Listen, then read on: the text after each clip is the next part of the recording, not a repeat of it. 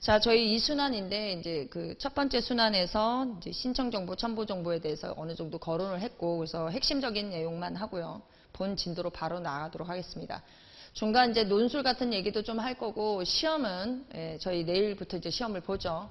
시험은 신청서 30점 다 볼 것이고, 논술 한 20점에서 50점 이제 시험을 보도록 하겠습니다. 논술도 저번에 우리 시험 봤던 내용들이 있죠. 그걸 기초로 해서 거기서 조금 더, 그리고 막판에 논술하면서 우리 시험 못 본 부분들, 그것도 한번 보도록 하겠습니다. 자, 4페이지 가겠습니다. 등기 신청에 필요한 정보. 자, 거기 보시면 로마자 1번에 신청 정보가 보이죠. 규칙 43조인데 조문 가지고 계시는 분들은 조문을 보시고요. 조문이 없으신 분들은 뭐 2차생인데 조문 안 들고 다니면 이제 가겠다는 거죠. 맛이 가겠다는 얘기이기 때문에 2차생은 꼭 법전 들고 다니시는 게 제일 좋습니다. 43조 가보시면 신청 정보가 보이고, 그 다음에 44조는 이제 세금에 대한 이야기예요. 취득세, 등록면허세. 45조는 여러 개 부동산에 대한 거. 하나 말고요. 여러 개. 그러면 하나에 대해서 등기 신청서, 우리가 흔히 말해서 취득세, 등록면허세는 44조가 되겠고, 여러 개 부동산에 대해서 세금을 낼 때는 규칙 45조가 된다는 의미로 제목만 봐도 알 수 있죠. 44조는 취득세 등을 납부하는 경우에 신청 정보는 어떻게 할 것이냐. 그 다음에 45조는 여러 개 부동산에 관해서 세금을 냈을 때 뭐 그런 식으로 한번 봐주시면 되겠고, 뒤로 넘어가셔서 46조요. 46조는 첨부정보니까 서류가 만일에 신청서 쓰실 때 서류에 대해서 내가 믿음이 없다 그러면은 46조 플러스 알파 조문들을 머릿속에 잘 기억을 하셔야 됩니다. 조문 순서대로 쓰시게 되면 훨씬 더 나을 수도 있어요. 그래서 우리가 첨부정보 같은 경우에 1, 2, 3, 4, 5, 6, 7, 8호까지가 보이죠. 1호에 대해서는 원인 증서에 대해서는 무엇을 쓸 것인지, 그 다음에 어떤 내용을 쓸 것인지 이걸 머릿속에 기억하는데, 원인 증명 정보는 제출 근거 쓰실 때 신청서 갑질 뺏겨 쓰면 된다고 했어요. 등기 원인과 연월이 있고 당사자 표시가 있어야 되겠고, 그 다음에 매매 같은 경우는 매매 금액이 표시가 되어 있고, 그 다음 부동산 표시는 당연히 있어야 되겠죠. 판결 정보원 같은 경우도 이제 신청서 갑질을 보시면 돼요. 신청서 갑질, 부동산 표시 있죠. 그 다음에 당사자 표시, 의무자, 권리자 표시가 있어야 되겠고, 그 다음 필수적 기재사항들이 주문에 반드시 기재가 되어 있어야 된다는 그런 문장으로 여러분들이 하시면 돼요. 상속증명서면 같은 경우는, 상속증명서면은 사실 부동산 표시는 없죠. 저희가 관공서에서 받는 기본증명서, 가족관계증명서는 당연히 부동산 표시가 없고, 피상속인의 사망일자와 사망시간, 그 다음에 상속인이 누군지, 상속인 범위 이 정도까지만 나오기 때문에 우리가 적절히 이제 어느 정도까지 써야 되는지를 좀 고민을 해봐야 됩니다. 자, 그런 내용들이 쭉 이제 나오는 거고요. 그 다음에 규칙 60조요. 중간에 48조, 49조, 50조 조문도 있지만 그것보다도 무진장 중요한 규칙 60조는 꼭 여러분들이 조문을 많이 보셔가지고 굳이 조문을 들추지 않더라도 내가 몇 항, 몇 호까지는 기억을 좀 해주시면 돼요. 대표적인 것만 몇 가지 하면 돼요.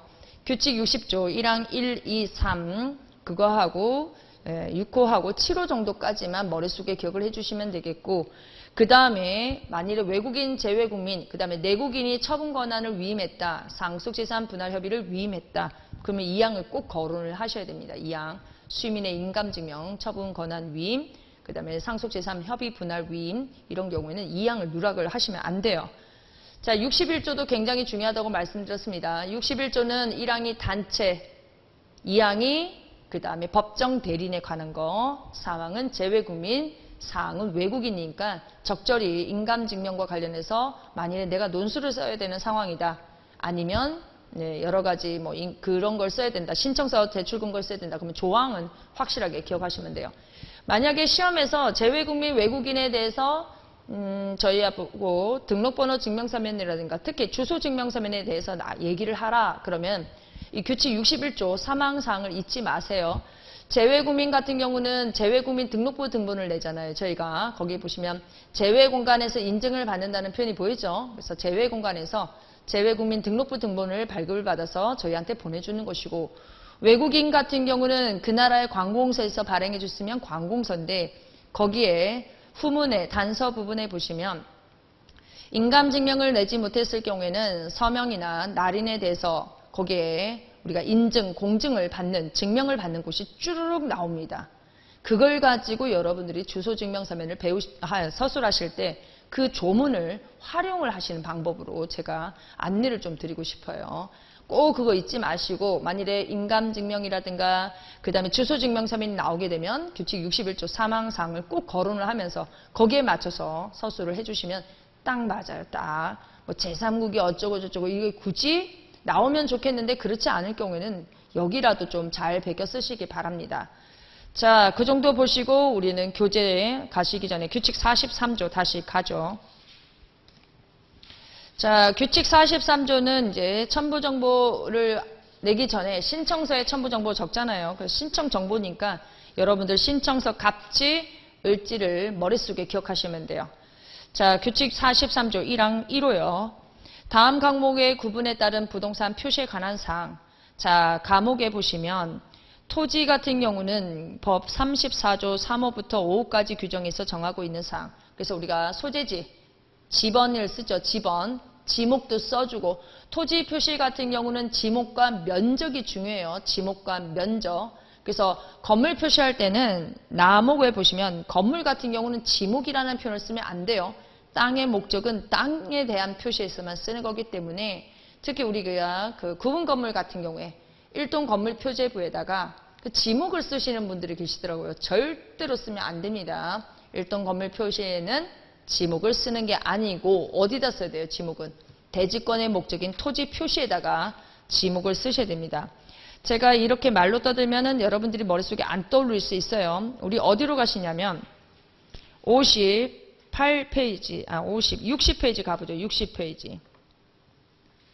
자, 구분 건물 소유권 보존 등기인데 1동 건물 표시 밑에 보시면 지번 주소가 보이죠? 서울특별시 중구 예장동 35라고 돼 있고 거기 옆에 지목이 대지인지 그 다음에 임야인지가 알 수가 없어요. 지목과 그 다음에 면적은 토지 면적은 안 나옵니다. 밑에 건물 표시에도 보셔도 아시겠지만 건물 표시에도 지목이나 이런 게 눈에 보이지 않아요. 근데 밑에 대지권의 표시에 대지권의 목적인 토지 표시를 보시면 토지 표시라고 했죠. 토지 표시에는 1점 붙여야 됩니다. 토지가 한 필지면 1년 번호 1, 두 개면 1점, 2점이 내려가야 돼요. 그래서 주소 끝에 보시면 거기에 대 960제곱미터 토지 표시라는 그런 문구에 의해서 지목과 면적이 나와야 되고 건물 같은 경우는 건물 표시는 저 대와 토지 면적이 절대로 나오면 안 됩니다. 그래서 시험을 보시면 꼭 그 건물 표시인데 그 주어진 주소대로 그대로 쓰시는 분들이 계시는데 다 함정에 빠지는 겁니다. 함정에. 그래서 그거 잘 봐주시고 그 다음에 우리 43조 다시 가죠. 구분 건물 보시면 1동 건물 표시로서 소재 지번 건물 명칭, 번호 구조, 종류, 면적 끊고요. 1동 건물 표시는 소재 지번이라는 표현이 보이십니까? 이게 그 아까 예장동 35까지가 고기를 얘기하는 거고 그 다음에 건물 명칭은 철근 콘크리트죠. 어쩌고 저쩌고 있죠. 건물 명칭, 번호, 구조, 종류. 구조는 이제 철근 콘크리트죠. 그 다음에 종류는 아파트인지 이런 것들 있죠. 그린 생활시설인지 그런 거를 쓰는 것이고요. 그 다음에 보시면 전유 부분 건물 표시라는 표현이 보이죠. 전유 부분 건물 표시에는 건물 번호. 그래서 몇 동 몇 토 이거 있죠. 그걸 쓰는 거. 그 다음에 구조, 철근 콘크리트죠. 그 다음에 면적은 그 전유 부분의 면적이 나옵니다. 그리고 난 다음에 대지권이 있는 경우에는 이런 표현 있죠. 그래서 아까 우리 구분 건물 표시에서 대지권의 표시 이 부분을 말하는 거예요. 대지권이 있는 경우에는 그 권리를 표시한다. 여기까지 나오는데 그 뒤에 단서를 보시면 다만 1동 건물 구조 종류 면적은 1동 건물의 구조 면적은 건물 표시에 관한 등기나 소유권 보존 등기할 때만 써야 돼요. 그래서 아까 우리 교재 어디를 가시냐면 구분 건물 소유권 보존 등기 신청서 보셨죠? 우리 어디 가시냐면 60페이지요. 60페이지 한번 봐주시고요. 60페이지 한번 봐주시고 그 다음에 이 아파트에 대해서 제가 전세권 설정 등기 파트에 가보시면 전세권 설정이요. 전세권 설정 등기 파트에 가보시면 아니면 소유권 이전 등기 말수로 가죠. 281페이지요. 281페이지. 281페이지 보시고 앞에 소유권 보존 등기에 1동 건물 표시를 한번 봐주세요. 1동 건물 표시가 소유권 보존 등기 같은 경우는 도로명 주소 밑에 철근 콘크리트조 슬래브 지붕 2층 상가라는 표시가 있고 각 층의 면적이 다 표시가 돼 있는데 281페이지 가보시면 1동 건물 표시에 도로명 주소까지만 적고 아까 뭐라고 했어요? 구조와 면적은 적지 않는다고 했죠. 건물의 종류, 구조, 면적은 적지 않는다. 그래서 그 표현이에요. 그래서 다르구죠. 완전히 다르죠. 완전히. 왜 1동 건물 그 소유권 보존 등기할 때는 왜 그 1층, 2층, 3층, 4층 철근 콘크리트조를 왜 써주는 거예요? 표제부를 만들어야 되니까. 그러면 281페이지는 이미 표제부가 만들어진 상태에서 그 표현이 필요가 없겠죠. 건물 표시 등기에서는 왜 그러면 아까 철근 콘크리트조 이게 왜 필요하냐? 변경이 될 수도 있잖아요. 3층이었던 게 위로 올라갈 수도 있고 그렇죠? 아니면 너무 높아가지고 깎아내리게 되면 그 변경 부분을 표시를 바꿀 수가 있잖아요. 그래서 그런 표현을 쓰는 겁니다. 그래서 이 두 가지가 사실 1차 할 때 잘 안 보는 조문인데 2차 때는 우리가 신청서를 쓰니까 꼭 봐주시고 확인을 하시면 돼요.